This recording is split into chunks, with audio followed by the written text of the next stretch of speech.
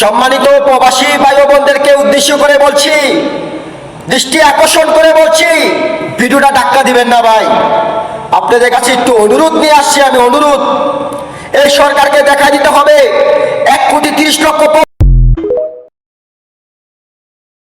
বাংলাদেশের প্রত্যেকটি মানুষ পৃথিবীর যেখানে আছেন এই ভিডিও শেয়ার করবেন, মানুষকে জানিয়ে দেবেন।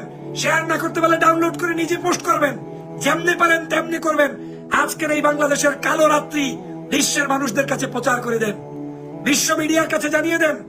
আমরা জানি যে বিশ্বের সমস্ত মিডিয়া জানে আজকের এমন কোন বর্বরচিত সরকার জীবনে আমি দেখি নাই, পৃথিবীতে আছে কিনা, যে ইন্টারনেট বন্ধ করে দিয়ে স্বাধীন দেশের একটি গণতান্ত্রিক সরকার দাবি করে তারা। সেই সরকার আজকের বাংলাদেশে গণহত্যা চালাচ্ছে এই গভীর রাতে। কি হচ্ছে আপনি জানেন? এখন যদি 1000 মানুষকেও গুম করে আপনি পাবেন তথ্য। হেফাজতে ইসলামের যে কত মানুষকে মেরেছে আজ পর্যন্ত কোন জায়গায় কোন তথ্য বের করতে পেরেছেন?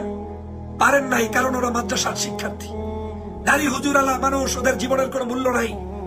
আজকের সেই একই কাণ্ড এইখানে বাংলাদেশে শিক্ষার্থীদেরকে যেমন তারা অ্যারেস্ট করবে, তাদেরকে গুম করবে, খুন করবে, পাশাপাশি বেঁচে বেঁচে আপনার ভাই জামাত শিবির, হেফাজত চরমনাই কিংবা বিএনপি পন্থী থাকলে তাদেরকেই হয়তো আজকে শেষ করে দেওয়ার জন্যই এই রাত্রটা কালো রাত্রি হিসেবে ইতিহাসের পাতায় লেখা থাকবে।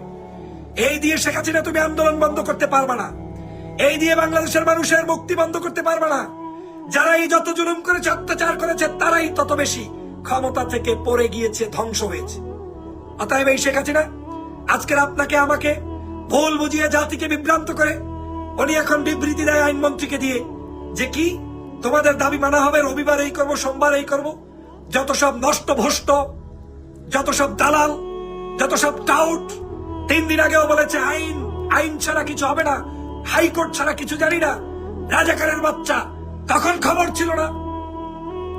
বেয়াদবির সীমানা থাকে, চরম ভাবে বাংলাদেশের মানুষের সাথে প্রতারণায় লিপ্ত রয়েছে। এই কালো রাত্রিতে যদি কিছু হয়, আপনাদেরকে বলে রাখছি, আপনারাও শপথ করে নিন বাংলাদেশের প্রত্যেকটি জনপদকে স্বাধীন করতে। এই যারা বিদেশে বসে এখন লাইভ দেখছেন, রেমিটান্স যোদ্ধা, আমরা এই হাসিনার পতন, এই রেমিটান্স বন্ধ করে দিয়ে, টাকা পয়সা বন্ধ করে দিয়ে, তারপরে আমৃত্য যদি আমার পরিবার নাও খেয়ে থাকে, আমরা লকডাউন করবো, কেউ টাকা দেব না। প্রবাসীরা সোচ্চার হন, আপনার একটা ভূমিকা এখন অত্যন্ত জরুরি। আমার ভাই বাংলাদেশে বসে ওদের নির্যাতনের শিকার হবে। আচ্ছা, আপনি ভেবেছেন স্বাধীন দেশে এরশাদেরও পতন হয়েছে, কয়জন মানুষ মারা গিয়েছে? খালেদা জিয়ারও পতন হয়েছে, কয়জন মারা গিয়েছে? 75-এর 15ই আগস্ট হয়েছে, কয়জন মানুষ মারা গিয়েছে? জিয়াউর রহমান মারা গিয়েছে, কয়জন মানুষ মারা গিয়েছে? কিন্তু আজ বাংলাদেশে শুধু আজকের একদিনে যদি 50 জনের অধিক, তাও তো ইন্টারনেট বন্ধ করার পরের লিস্ট।